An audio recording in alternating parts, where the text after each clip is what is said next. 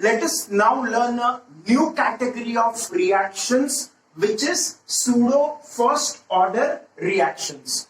Pseudo first order reaction का मतलब क्या है? तो pseudo means imaginary. ऐसे reactions जो imagine किए जाते हैं as first order reactions, those are pseudo first order reactions. तो for example, अगर हम लोग इस रिएक्शन को देखें, हाइड्रोलिसिस ऑफ मिथाइल एसीटेट, ये क्या है हमारे पास? Methyl acetate. अगर इसको हम लोग पानी में डालें तो if we put this in excess of water, पानी बहुत ज्यादा क्वांटिटी में लेना है, एक्सेस में लेना है, ओके, तो ये जो है ये बन जाएगा acetic acid in aqueous form and methyl alcohol in aqueous form. तो मिथाइल एसीटेट इन एक्वियस फॉर्म मतलब जब पानी में हम लोग डालेंगे, on hydrolysis reaction gives acetic acid and methyl alcohol both in aqueous form. तो इसका अगर रेट लॉ अगर हम लिखें हम लोग, if we find the rate for this equation, the rate is given as R is K into concentration of reactants. तो यहां पे हमारे पास दो रिएक्टेंट्स हैं, तो एक है मिथाइल एसीटेट, तो concentration of methyl acetate into concentration of another reactant which is H2O. तो दो रिएक्टेंट है, इसीलिए rate should depend on to reactants. तो एटलीस्ट इसका ऑर्डर क्या हम एक्सपेक्ट कर रहे हैं? यहां पे कुछ नहीं तो एटलीस्ट 1 रहेगा, यहां पे 1 रहेगा, तो 1 + 1 एटलीस्ट हम लोग इसको सेकेंड ऑर्डर रिएक्शन एक्सपेक्ट कर रहे हैं. वी आर एक्सपेक्टिंग कि this should follow second order kinetics. Second order kinetics follow करना चाहिए, ये सेकेंड ऑर्डर रिएक्शन होना चाहिए. But experimentally what we find is it does not follow second order kinetics, it follows first order kinetics. ये first order reaction जैसे behave कर रहा है, इसीलिए हम लोग इसे सूडो फर्स्ट ऑर्डर रिएक्शन बोलेंगे. अब ऐसा क्यों होगा? That is what we will see. तो पहले तो H2O की तरफ हम लोग देखते हैं. This H2O is in liquid form. H2O कैसा है? लिक्विड फॉर्म में है. तो H2O जो है, अगर उसके मान लो बहुत सारे मोल्स होंगे, एक्सेस में है, बहुत सारे मोल्स होंगे, तो उस मेनी मोल्स में से 1000 मोल्स मान लो, तो उसमें से एक आध मोल ही इस हाइड्रोलिसिस रिएक्शन में पार्टिसिपेट करेगा. Of the 1000 moles of H2O, because it is in excess, only let us say very small quantity, let us say 1 mole of H2O will undergo hydrolysis reaction. तो बाकी जो बचे 999, that is almost equal to 1000 itself. तो पहले H2O के 1000 moles थे, अब ये रिएक्शन होने के बाद 999 मोल्स बचे एक एग्जांपल के तौर पे. तो 999 is almost equal to 1000. That means ये H2O का जो कॉन्सेंट्रेशन है वो कांस्टेंट है. तो इसीलिए हम लोग ये जो H2O का कॉन्सेंट्रेशन है उसको कांस्टेंट मान लेते हैं. एंड लेट अस से this constant is K double dash. हम लोग ने इस कांस्टेंट को क्या नाम दिया? K डबल डैश, ये नाम दिया. ओके, तो अब हम लोग वापस ये रेट लॉ इक्वेशन लिखेंगे. तो रेट इज K डैश, ये जो रेट कांस्टेंट K डैश क्या था? रेट कांस्टेंट जो हमने माना था, ओके, इनटू मिथाइल एसीटेट का कॉन्सेंट्रेशन इनटू H2O के बदले अभी मैंने लिख दिया K डबल डैश. ओके, तो इसको और एक बार रीअरेंज करेंगे हम लोग. तो rate is K dash into K double dash, K dash into K double dash into concentration of methyl acetate. Okay, ऐसा आएगा. अब ये K dash into K double dash दोनों कॉन्स्टेंट्स का प्रोडक्ट है कि नहीं? K dash is a constant, K double dash is also a constant. Product of two constant will be a constant. उसको मैंने नया नाम दे दिया K. Okay, product of two constants will be a constant and I call this constant K. Okay, तो rate का final equation जो हमारे पास यहाँ पे आएगा that will be K times concentration of methyl acetate. अब अगर हम लोग इसके देखें तो इसका पावर अगर 1 आता है एक्सपेरिमेंटली, तो this behaves like a pseudo first order reaction. इसका ऑर्डर कितना है? 1 है. तो सूडो फर्स्ट ऑर्डर रिएक्शन जैसा बिहेव कर रहा है. तो ऐसे रिएक्शंस जिसमें ऑर्डर एक्सपेक्टेड था 2, 3 ऐसा, एटलीस्ट यहाँ पे सेकंड ऑर्डर एक्सपेक्टेड था, सेकंड ऑर्डर एक्सपेक्टेड हो, थर्ड ऑर्डर एक्सपेक्टेड हो, पर उसके बदले अगर वो फर्स्ट ऑर्डर जैसा बिहेव करे due to the one of the reactant being in excess concentration, so that kind of reactions are classified as pseudo first order reactions, which we expect to follow higher order kinetics, but they actually follow first order kinetics due to one of the reactant being in excess. So those kind of reactions are classified as pseudo first order reactions. इसका और एक example लेते हैं हम लोग, inversion of cane sugar. Cane sugar का formula क्या होता है? C12H22O11. This is sugar. Sugar को अगर हम पानी में डालते हैं तो उस केस में it breaks into glucose and fructose. Sugar जो हमारा खाने का शुगर है उसको हम पानी में डालेंगे तो it breaks into 2 components, glucose and fructose. Glucose का फॉर्मूला C6H12O6 है और फ्रक्टोज का फॉर्मूला भी C6H12O6 है. They are stereoisomers of each other, we will see later. But जो हमारा ये रिएक्शन है, this is inversion of cane sugar. Inversion क्यों? क्योंकि शुगर अपने कंस्टिट्यूएंट्स में ब्रेक हो गया. ओके, अब यहां पे भी अगर ये रिएक्शन में H2O एक्सेस में नहीं है, थोड़ा ही H2O लिया है, तो उस केस में ये फर्स्ट ऑर्डर रिएक्शन नहीं है. लेकिन अगर H2O फिर से हम लोग ने एक्सेस में ले लिया तो फिर से जब हम रेट का इक्वेशन लिखेंगे तो वहां पे शुगर एक रिएक्टेंट होगा, H2O एक रिएक्टेंट होगा, तो वहां पे भी हम एक्सपेक्ट करेंगे कि rate should be dependent on 2. One is sugar, one concentration of sugar reactant पे डिपेंड करना चाहिए, दूसरा रिएक्टेंट H2O पे डिपेंड करना चाहिए. तो सेकंड ऑर्डर काइनेटिक्स फॉलो करना चाहिए. लेकिन वहां पे भी H2O जो है वो एक्सेस में है तो it's concentration is almost constant. Then what we will find is it follows first order kinetics. तो ये भी जो रिएक्शन है, inversion of cane sugar is following first order kinetics and hence it's classified as pseudo first order kinetic reaction. Pseudo first order क्यों? क्योंकि हम expect कर रहे हैं 2 रिएक्टेंट हैं तो हम एक्सपेक्ट कर रहे हैं कि वो एटलीस्ट सेकेंड ऑर्डर हो, बट वो एक्चुअल में एक्सपेरिमेंट से हमने पाया फर्स्ट ऑर्डर फॉलो कर रहा है. तो these kind of reactions which we expect to follow higher order kinetics but they actually और experimentally follow first order kinetics are classified as pseudo first order reaction. Welcome back दोस्तों. आज के section में mainly हम लोग अर्हेनियस equation के बारे में डिस्कस करेंगे. Arrhenius equation gives the variation of rate constant K with temperature T. Temperature बढ़ने के साथ साथ रेट कांस्टेंट और रेट पे क्या फर्क पड़ता है, that is what we will learn today. इस इक्वेशन में rate constant K is AE raised to minus EA upon RT. So we will see this equation in more detail subsequently, but for now ये EA जो है activation energy, इसको हम लोग थोड़ा revise कर लेते हैं. एक्टिवेशन एनर्जी हम लोग ने ग्राफ के फॉर्म में पहले भी देखा है.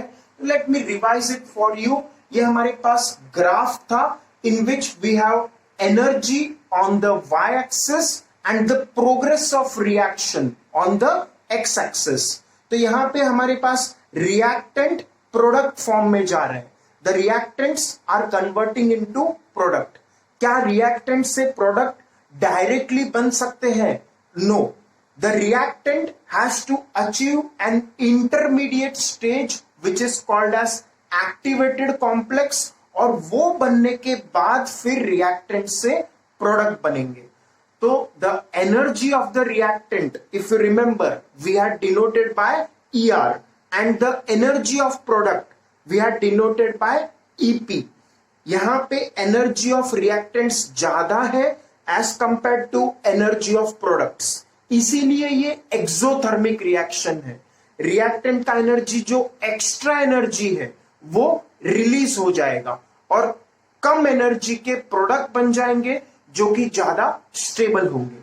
तो reactants are converting into products. In this case, it is an exothermic reaction because reactants have higher energy than product have lower energy. अब अगर उल्टा होता, एंडोथर्मिक रिएक्शन होता, तो उस केस में प्रोडक्ट्स का एनर्जी ज्यादा होता एज कंपेयर्ड टू रिएक्टेंट्स का energy. But what we are considering in this section is the activation energy. तो एक्टिवेशन एनर्जी का मतलब क्या है वो हम लोग पहले देख लेते हैं। तो जब रिएक्टेंट से प्रोडक्ट बनते हैं तो बीच में एक स्टेज आता है जहां पे एक्टिवेटेड कॉम्प्लेक्स फॉर्म होता है। एक्टिवेटेड कॉम्प्लेक्स का सिंपल एक्सप्लेनेशन क्या है? रिएक्टेंट के बॉन्ड टूटेंगे और रिएक्टेंट प्रोडक्ट के बॉन्ड बनेंगे। तो एक इंटरमीडिएट स्टेज होगा जहां पे रिएक्टेंट के बॉन्ड टूट रहे होंगे और साथ ही साथ उसी समय रिएक्टेंट और प्रोडक्ट के बॉन्ड बन रहे होंगे। At that stage when we have activated complex, the reactant bond are still intact. Weak होंगे पर इंटैक्ट है, पर रिएक्टेंट प्रोडक्ट के बॉन्ड जस्ट बने होंगे बट वीक होंगे, अभी बन रहे हैं। वो एक बॉन्ड टूट रहा है, दूसरा बॉन्ड बन रहा है। उस स्टेज में जो हमारे पास एनर्जी होगा that is called as energy of activated complex, which is denoted by the symbol ET, which is called as threshold energy। क्योंकि जब तक एक्टिवेटेड कॉम्प्लेक्स नहीं बनेगा रिएक्टेंट से प्रोडक्ट नहीं बनेगा। तो इसीलिए वो मिनिमम एनर्जी है जो रिएक्टेंट के पास होना चाहिए ताकि वो रिएक्टेंट से प्रोडक्ट बन पाए, वो रिएक्शन सक्सेसफुल हो पाए। तो activated complex is that intermediate stage between reactants and product where reactant bonds are just weakly being destroyed and reactant product bond are just weakly being formed. Okay, so ET is the energy of that activated complex which is called as threshold energy. अब ये जो activation energy है that is the difference in energy between activated complex energy ET and reactant energy ER. ET minus ER is called as energy of activation. तो EA का formula क्या बनेगा? ET minus ER. Okay, तो is this concept clear? अब उसके अलावा एक और जस्ट फॉर इंफॉर्मेशन हम लोग केमिकल थर्मोडायनेमिक्स का थोड़ा याद कर लेते हैं। Energy of reactants minus energy of products is denoted by delta H, which is change in enthalpy, which is also called as heat of reaction. तो ये हमारे पास ऐसे पैरामीटर्स हैं जो हमें पता रहना चाहिए ताकि हमें ये अर्हेनियस इक्वेशन समझ में आए। तो what is activation energy? It is the minimum amount of kinetic energy which the reactants must possess so as to form this reactant to product. Reaction successful हो जाए उसके लिए मिनिमम एनर्जी रिएक्टेंट के पास कितना होना चाहिए? That is called as energy of activation. तो हम इसका डेफिनेशन देख लेते हैं। Chemical reactions occur due to collisions of reactant species. Chemical reactions क्यों होंगे? जब दो रिएक्टेंट्स आपस में कोलाइड करेंगे। ओके, अब ये कोलिजन भी एक अपने आप में अलग टॉपिक है विच वी शुड नो। हमने पहले भी देखा है, फ्रीक्वेंसी ऑफ कोलिजन्स का बात किया है। जब दो रिएक्टेंट कोलाइड करते हैं तो प्रोडक्ट बनता है, हमने देखा था। दो रिएक्टेंट अगर कोलाइड करेंगे तो क्या फॉर्म होगा? प्रोडक्ट। पर ऐसा नहीं है कि रिएक्टेंट्स कोई भी ओरिएंटेशन, कोई भी डायरेक्शन में कोलाइड करें। There should be some proper direction in which if they collide they will form product. If they do not collide in that particular orientation then they will not form products. तो हम लोग ये थोड़ा सा orientation का भी बात कर लेते हैं। Suppose we have reactants, there are two reactants, as I said we have reaction A2 plus B2 giving 2AB। तो A2 मतलब मॉलिक्यूल A2, AA इससे बना एक मॉलिक्यूल और BB इससे बना दूसरा molecule. This is also a reactant molecule, this is also a reactant molecule. A2 का रिएक्टेंट मॉलिक्यूल, B2 का रिएक्टेंट मॉलिक्यूल। अगर ये ऐसे कोलाइड करेंगे, ए इधर से, बीबी इधर से, तो उस केस में देखो यहां पे प्रोडक्ट नहीं बनेगा। ये ए बीबी ऐसा, ये जो ओरिएंटेशन है इसमें प्रोडक्ट नहीं बनेगा। तो ये जो कोलिजन हुआ है, ए इधर से आ रहा है, बीबी इधर से आ रहा है, ये इनइफेक्टिव कोलिजन है, because this is not effective to form a product. Ineffective collision है, इससे प्रोडक्ट नहीं बनना है, इसीलिए the orientation of the reactants is wrong. ताकि वो प्रोडक्ट बनाए वैसा ओरिएंटेशन नहीं है, तो इम्प्रॉपर ओरिएंटेशन है, तो यहां पे no product will be form. तो प्रॉपर ओरिएंटेशन कैसा होगा? For effective collision there should be proper orientation. जैसे ए मॉलिक्यूल यहां से आ रहा है, बी मॉलिक्यूल यहां से आ रहा है, और ए यहां से आया, बी यहां से आया। अब देखो ये ए बी यहां से बॉन्ड बना के निकल जाएंगे, ये ए बी यहां से बॉन्ड बना के निकल जाएंगे। ए एक बॉन्ड उधर बना के मॉलिक्यूल बना दिया, one molecule of A B यहां से भी निकल के दूसरा ए बी मॉलिक्यूल बना दिया। एक ए बी मॉलिक्यूल, टोटल दो ए बी मॉलिक्यूल बन गए। A2 plus B2 gives 2 times AB। तो ये हमारा रिएक्शन सक्सेसफुल हो गया, A2 plus B2 giving 2AB। तो जब ऐसा ओरिएंटेशन होगा रिएक्टेंट्स का which results in an effective collision leading to the formation of product, that will be called as the proper orientation of reactants to form the product. तो ये भी एक चीज है जो हमें याद रखना है whenever we talk about progress of a reaction. कब रिएक्टेंट से प्रोडक्ट बनेंगे? तो it is the effective collisions which will lead to product formation. हर कोलिजन से प्रोडक्ट बनेगा ऐसा जरूरी नहीं है।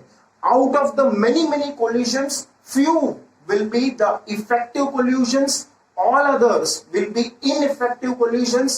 The few effective collisions lead to the formation of products. तो ऐसा हमारे पास कुछ theory है which is known as collision theory.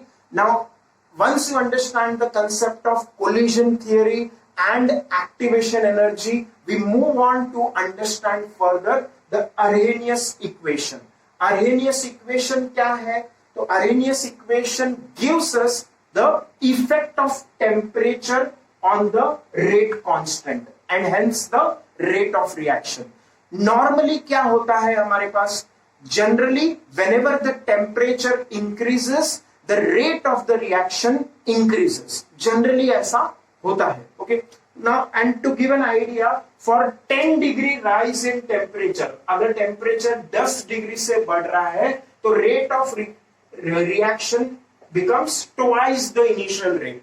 पहले मान लो कुछ तो रेट है R, तो टेम्परेचर T पे मान लो रेट है R, तो टेम्परेचर जब T प्लस 10 हो जाएगा तो rate of reaction on an average 2 times हो जाएगा, ट्वाइस हो जाएगा।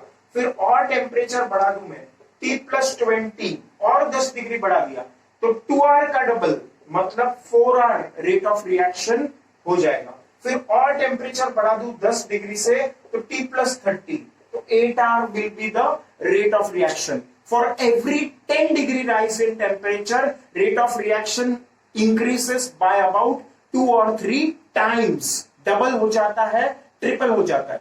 On an average, generally speaking, double हो जाता है। तो R का 2R हो गया, 2R का 4R हो गया, 4R का 8R हो गया, 8R का 16R आगे जाके होगा। ओके, तो this is the way in which temperature increase leads to increase in rate of reaction.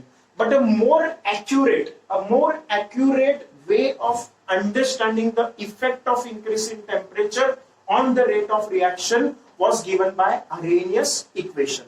तो Arrhenius equation क्या है हमारे पास? As temperature changes, the rate constant changes and accordingly the rate of reaction changes. तो ये हमारा equation है जो हमें याद रखना है, K is equal to AE raised to minus EA by RT. K, as you know, is the rate constant for a given reaction. A is Arrhenius factor.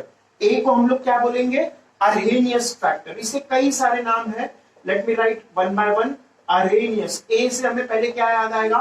Arrhenius. तो this is Arrhenius factor.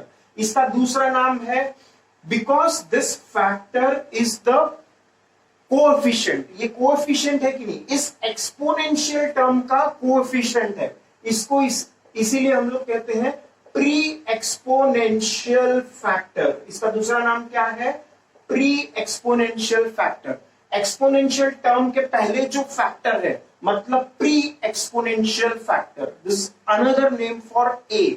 Arrhenius factor बोल दो या फिर pre exponential factor बोल दो, या फिर और एक तीसरा नाम कॉम्पिटिटिव एग्जाम में कभी कभी आ जाता है, which is the frequency factor. इसका तीसरा नाम है frequency factor. All this three names are used to denote one and the same thing which is ए।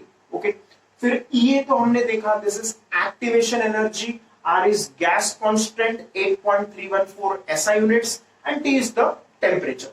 अब इसका हम लोग थोड़ा ग्राफ भी बना के देखते हैं। We will plot the graph for this Arrhenius equation. Before doing that we will have to change this equation into logarithmic form. Log form में इस इक्वेशन को हम चेंज करेंगे। तो बहुत ही सिंपल है, अगर तुम्हें बेसिक 11th मैथ्स आता है तो it is very very simple, otherwise this will be a tedious task for you. Let me take the log. Initially हम लोग log लेते हैं। अब log to the base e लिया मैंने, log to the base e, natural log ln बोल दो, log to the base e बोल दो। तो log लेफ्ट साइड में लिया है तो log राइट साइड में भी लेना पड़ेगा, तो मैंने ले लिया राइट साइड। अब बेसिक मैथ्स तुम्हें आता है, log of x into y is log x plus log y।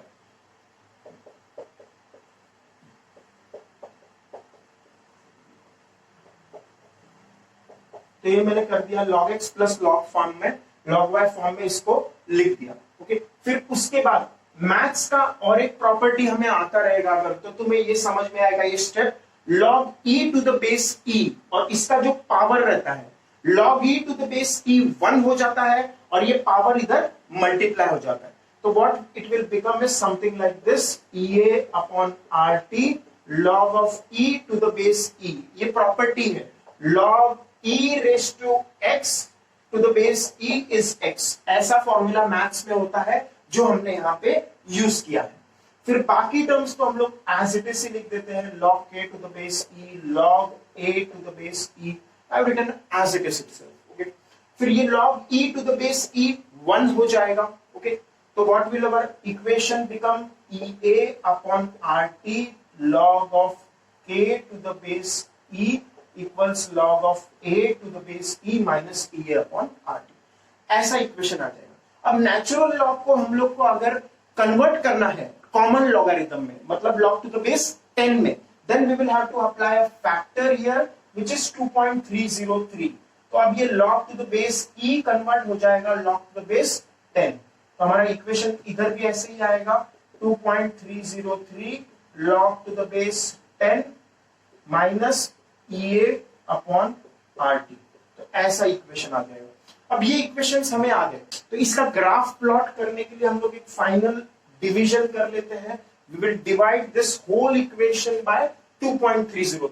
तो 2.303 से डिवाइड करने पे क्या होगा, 2.303 कैंसिल हो जाएगा, यहाँ पे भी 2.303 कैंसिल हो जाएगा, और यहाँ पे 2.303 आ जाएगा। तो what will be the new equation, log of k to the base 10 equals log of a to the base 10 minus ea upon 2.303 rt। तो ऐसा इक्वेशन हमारे पास बन जाएगा। अब यही इक्वेशन है जिसका हमें ग्राफ प्लॉट करना है।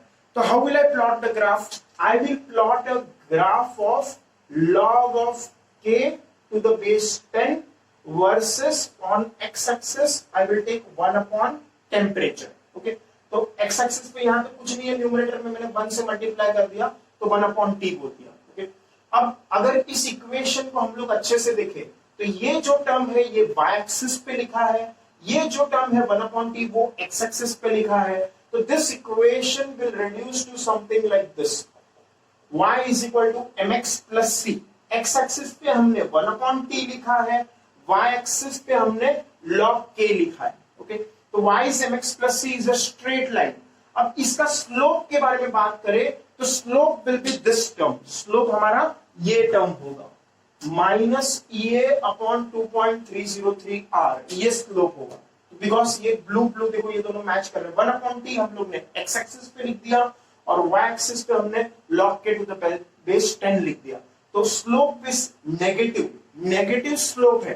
तो नेगेटिव स्लोप मतलब the straight line makes a obtuse angle. तो स्ट्रेट लाइन हमारा कैसा दिखाई देगा, ऐसा, something like this, negative slope. Okay, तो ऐसा हमारा ये स्ट्रेट लाइन होगा। अब ये जो स्ट्रेट लाइन बन गया, इसका हमारा y इंटरसेप्ट कितना है, y intercept is log c। y intercept क्या होता है, in the equation y is mx plus c is called the y intercept. मतलब वो लाइन y एक्सिस पे पॉइंट c पे कट कर रहा है। तो यहाँ पे c के बदले हमारे पास क्या है, log a to the base 10। तो ये c के बदले हमारा ये जो y इंटरसेप्ट हो जाएगा, that will be log of a to the base 10। तो ऐसा हमारा ये स्ट्रेट लाइन होगा। अब इस स्ट्रेट लाइन का स्लोप कितना है, slope is m which is minus EA upon 2.303 r। तो ऐसा हमारा स्लोप होगा। तो हम क्या करेंगे, लैब में जो भी हम लोग रिएक्शन दिया हुआ है उस रिएक्शन का हम लोग क्या करेंगे, we will find the rate constant. For that reaction we will find the rate constant k। तो रेट कांस्टेंट k हम लोग को मिल गया। फिर उसके बाद हम लोग क्या करेंगे, अलग अलग रेट कांस्टेंट्स के लिए for different temperatures will plot log of k। For different temperatures will plot log of rate constant and we will get this straight line.